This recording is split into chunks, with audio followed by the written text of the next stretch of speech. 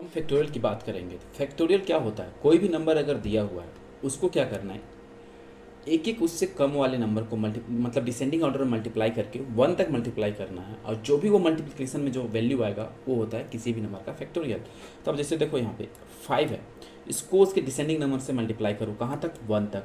तो देखो 5 into 4 into 3 into 2 into 1, उसके डिसेंडिंग नंबर्स आ गए 1 तक, उसको मल्टीप्लाई करेंगे तो 120 आएगा। सिमिलरली 3 है, 3 इंटू 2 इंटू 1 क्या आएगा? 6। तो ये होता है फैक्टोरियल। कोई भी एक नंबर दिया हुआ है उसके एक एक करके जो भी कम नंबर है उसको 1 तक मल्टीप्लाई करो और जो भी नंबर आएगा वो उसकी वैल्यू हो जाएगी, मतलब 6। ठीक है, अब ये हो गया। अब क्या है, और एक चीज़, जो जीरो होता है ना, इसका फैक्टोरियल होता है 1। इसका फैक्टोरियल होता है 1। ठीक है, अब ये कैसे होता है, ये मैथ का टर्म है लेकिन मैं बता दे रहा हूँ। जो भी जीरो होता है उसका फैक्टोरियल होता है 1। ठीक है, इसको अलग से प्रूव किया जा सकता है, बट इस वीडियो में अगर मैं बताने चला तो ये लेंदी हो जाएगा। बस आप इतना जानो कि फैक्टोरियल मतलब जीरो का फैक्टोरियल क्या होता है? 1 होता है। ठीक है, अगर आप कहोगे कमेंट बॉक्स में तो फैक्टोरियल का मतलब फैक्टोरियल जीरो का वैल्यू 1 कैसे होता है मैं वो प्रूव कर दूंगा, बट किसी नेक्स्ट लेक्चर में, इसमें नहीं। बस मैं आपको बताता हूँ कि फैक्टोरियल जीरो की जो वैल्यू होती है 1 होती है। ठीक है, चलिए एक नंबर दिया हुआ मेरे पास n, n में कोई भी एक नंबर है 4, मुझे 4 का फैक्टोरियल चाहिए। 4 का फैक्टोरियल क्या होगा? 4। अगर इसको मल्टीप्लाई करो 4 इंटू 3 इंटू 2 इंटू 1, ये हो जाएगा 24। ठीक है, फैक्टोरियल 4 का वैल्यू मुझे चाहिए जो कि होता है 24। तो 4 को मुझे कहाँ तक मल्टीप्लाई करना है? 1 तक। ठीक है, उसके लिए मैं फॉर लूप लूँगा, इंट आई की वैल्यू मैं इनिशियली 4 से लेता हूँ, तो 4 किस में स्टोर है? n में। ठीक है, और आई कहाँ तक चलना चाहिए? तो ग्रेटर देन इसकी वैल्यू होनी चाहिए 0 से, मतलब 1 तक ही जाना चाहिए। 0 अगर जाएगा तो मल्टीप्लाई होगा वो 0 दे देगा। ठीक है, फिर आई माइनस माइनस, क्यों? क्योंकि एक बार 4 से होगा, फिर 3 से होगा, फिर 2 से होगा, फिर 1 से होगा, इसीलिए माइनस माइनस। ये हो गया। अब यहाँ पे देखो, ये जो मल्टीप्लाई होके आएगा उसको मुझे कोई एक वेरिएबल पे स्टोर करना होगा। तो अभी मैं क्या कर रहा हूँ, अभी ये आपको विदाउट रिकर्सन बता रहा हूँ, इसके बाद हम विथ रिकर्सन देखेंगे। ठीक है, तो एक वेरिएबल लेता हूँ f, जो वैल्यू को स्टोर करेगा। तो इंट f इक्वल टू 1 क्यों लिया उसका भी एक रीज़न है। तो देखो यहाँ पे हो गया। अब ये जो मल्टीप्लाई कैसे होना था, f into I, I not Y, F into F I कहने का मतलब क्या हुआ, अगर f में हम 0 रखते हैं ना तो i की वैल्यू इनिशियली 4 है, तो 4 इंटू 0 क्या हो जाता है? 0। तो कोई भी नंबर 0 से मल्टीप्लाई होगा तो 0 हो जाएगा, इसलिए मैंने 1 रखा। ठीक है, अब देखो इनिशियली क्या है, अब ये लूप कैसे काम कर रहा है देखो, f की वैल्यू तो 1 है। ठीक है, अभी n, ये लूप में आ जाओ, आई इक्वल टू n की वैल्यू क्या है? 4, तो i इक्वल टू 4, क्या 4 0 से बड़ा है? ट्रू। तो अब यहाँ पे आएगा। ठीक है, f इंटू एफ की वैल्यू 1 इंटू वाई, वाई देखो 1 इंटू आई की वैल्यू क्या है? 4, ये क्या मिला? 4। तो f में क्या स्टोर हो गया? 4। ठीक है, जब 4 हुआ तभी i की वैल्यू 4 थी, i की वैल्यू क्या थी? इनिशियली 4। और यहाँ पे जब ये ऑपरेशन परफॉर्म हुआ तो फिर ये ऊपर गया, तो फिर अब यहाँ पे आएगा। ठीक है, इस वाले पार्ट में, तो फिर i माइनस माइनस, तो 1 माइनस होगा तो i की वैल्यू फिर हो जाएगी 3। ठीक है, जब जैसे 3 हुआ तो क्या 3 0 से बड़ा है? ट्रू, 3 0 से बड़ा है, तो फिर यहाँ पे मल्टीप्लाई होगा 4 इंटू 3, ये क्या हो जाएगा? 12, ये होगा 12।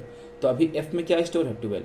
फिर क्या हो जाएगा, अभी i की वैल्यू 3 थी, फिर यहाँ पे i माइनस माइनस हुआ तो i की वैल्यू हो गई 2 हुई। अभी f इंटू आई, मतलब f की वैल्यू 12 है, 12 इंटू आई मीन्स 2, 12 इंटू 2 कितना हो जाएगा? 24 हुआ। अब 24 हुआ, फिर अब यहाँ पे i माइनस माइनस होगा एक, तो 2 माइनस 1 हुआ। अब i की वैल्यू 1 और f की वैल्यू 24, तो 24 इंटू 1 ये क्या मिलेगा? 24 हो गया। फिर i माइनस माइनस, i की वैल्यू क्या हो गई? 0। क्या 0 0 से बड़ा है? फॉल्स, ये कंडीशन फॉल्स, लूप से बाहर आ गया। तो जैसे लूप से बाहर आ गए तो इस f वाले वैल्यू को प्रिंट कर दो। तो मैं लिखूँगा system dot out dot printed factorial of, यहाँ पे वैल्यू बस प्रिंट कर दो, फैक्टोरियल ऑफ n। ठीक है, n, तो इसको डिनोट कैसे करते हैं? तो डिनोट ऐसे होता है ना, इस वाले साइन से होता है, इस यहाँ पे प्लस f में स्टोर है वैल्यू, उसको प्रिंट कर देना है। हो गया, हो गया। अब इसको मैं रन कर देता हूँ। सी रन हो रहा है। Factorial of 4 is 24। फिर मैं एक बार और किसी एक वैल्यू के लिए चेक कर लेता हूँ। लेट्स सपोज इस बार मैं चेक करता हूँ 6 के लिए। फैक्टोरियल 6 से क्या होता है 720। देखो फैक्टोरियल ऑफ 6 इज़ 720। और यहाँ पे ऐसा नहीं होना चाहिए, मैं यहाँ डायरेक्ट लिख सकते हैं। ये डायरेक्ट ये अच्छा रहेगा देखने में, ये आपको नहीं लिखना है, ये प्लस वाला साइन नहीं होगा। अभी ये बेटर हो जाएगा, ठीक है, ये बेटर में रहेगा। ये प्रोनाउंस कैसे होता है 6 फैक्टोरियल इज 720। ठीक है, हो गया। अब ये तो था विदाउट रिकर्सन। अब हम विद रिकर्सन की बात करेंगे। विद रिकर्सन कहने का मतलब होता क्या ना, एक मेथड खुद को अपने आप में कॉल करेगा।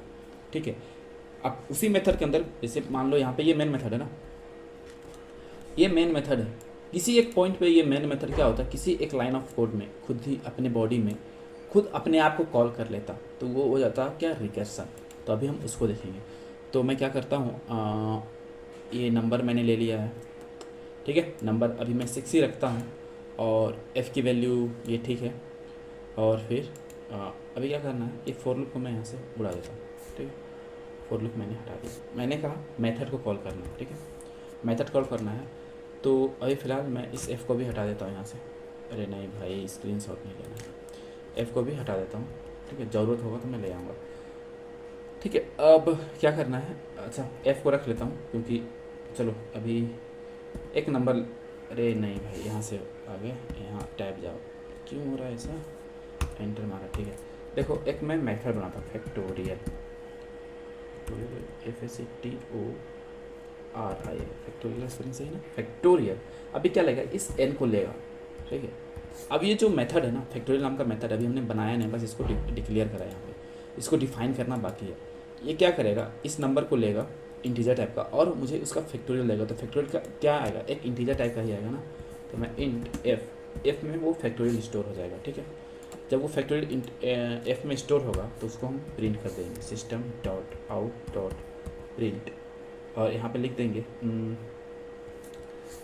इस बार मैं मैसेज दे देता हूँ। ठीक है, ये विद रिकर्सन की बात हो रही है अभी।